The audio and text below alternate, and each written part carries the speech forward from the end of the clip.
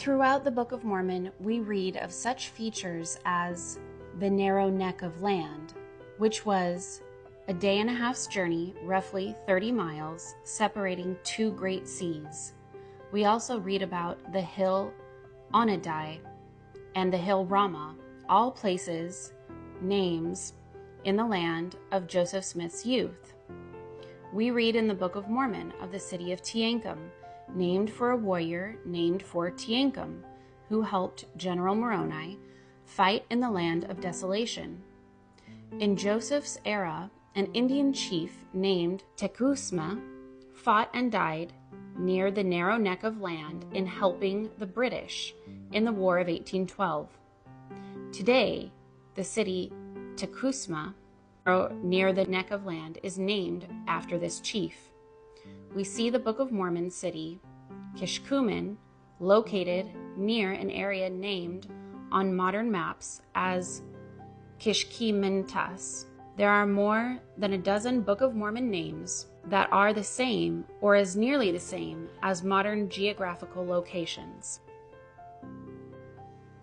Why are there so many names similar to Book of Mormon names in the region where Joseph Smith lived? Is this really all just a coincidence? Update. Additional information and analysis can be found at cesletter.org/maps. Hill Cumorah, off the eastern coast of Mozambique in Africa, is an island country called Comoros. Prior to its French occupation in 1841, the islands were known by its Arabic name, Camorra. There is an 1808 map of Africa that refers to the islands as Camorra. The largest city and capital of Comoros, formerly Camorra, is Moroni.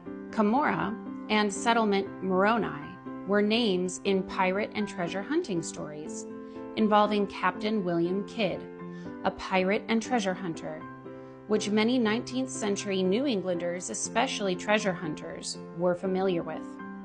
In fact, the uniform spelling of Hill Cumorah in the 1830 edition of the Book of Mormon is spelled Camorra, the same as the African spelling with an H added at the end.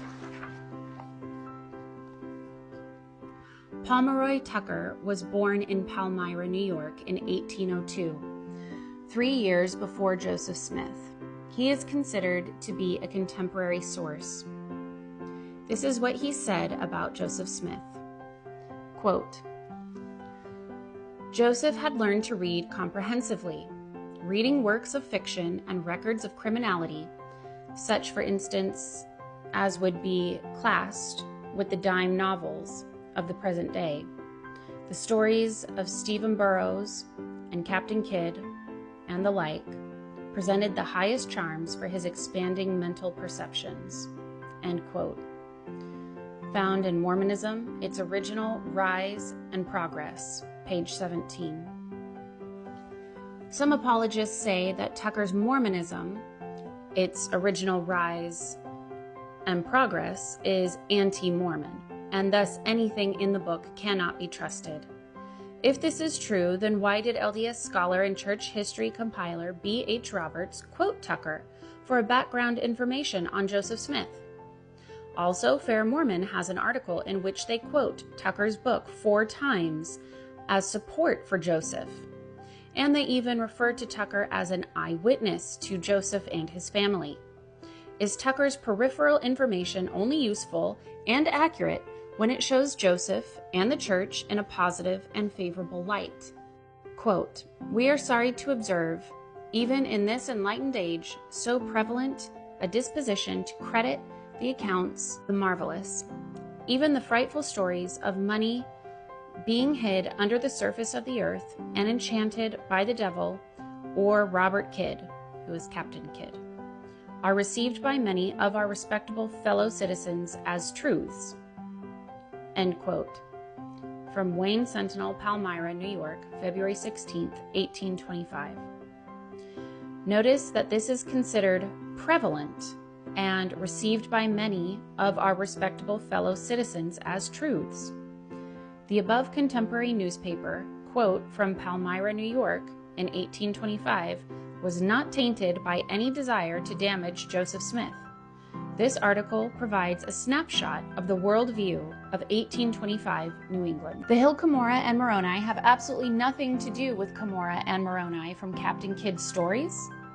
Stories that Joseph and his treasure-hunting family, friends, and community were familiar with. The original 1830 Book of Mormon just happens to have the uniform Cumorah spelling. This is all just a mere coincidence? Question 8. There was a book published in 1823 Vermont entitled View of the Hebrews. There's a below chart comparing the View of the Hebrews to the Book of Mormon.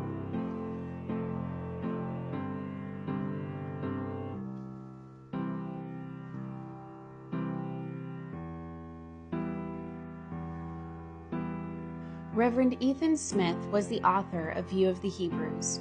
Ethan Smith was a pastor in Poultney, Vermont, where he wrote and published the book. Oliver Cowdery, also a Poultney, Vermont resident, was a member of Ethan's congregation. During this time and before, he went to New York to join his distant cousin, Joseph Smith. As you know, Oliver Cowdery played an instrumental role in the production of the Book of Mormon. This direct link between Joseph and Oliver and View of the Hebrews demonstrates that Joseph is very likely to have been aware of the theme and content of that book. It gives weight to all the similarities described in the preceding comparison chart. Apologists may point out that the Book of Mormon is not a direct word-for-word plagiarism of View of the Hebrews, and indeed, that is not the claim. Rather, the similarities should give any reader pause that two books so similar in theme and content would coincidentally be connected by Oliver Cowdery. LDS General Authority and scholar Elder B.H. Roberts privately researched the link between the Book of Mormon and the View of the Hebrews, Joseph's father having the same dream in 1811 as Lehi's dream, and other sources that were available to Joseph Smith, Oliver Cowdery, Martin Harris, and others before the publication of the Book of Mormon. Elder Roberts' private research was meant only for the eyes of the First Presidency and the Quorum of the 12, and was never intended to be available to the public. However, Roberts' work was later published in 1985 as Studies of the Book of Mormon. Based upon his research, Elder B.H. Roberts came to the following conclusion on the View of the Hebrews. Quote, "Did Ethan Smith's View of the Hebrews furnish structural material for Joseph Smith's Book of Mormon? It has been pointed out in these pages that there are many things in the former book that might well have suggested many major things in the other. Not a few things merely, one or two or half a dozen, but many. And it is this fact of many things of similarity and the cumulative force of them that makes them so serious a menace to Joseph Smith's story of the Book of Mormon's origin." End quote.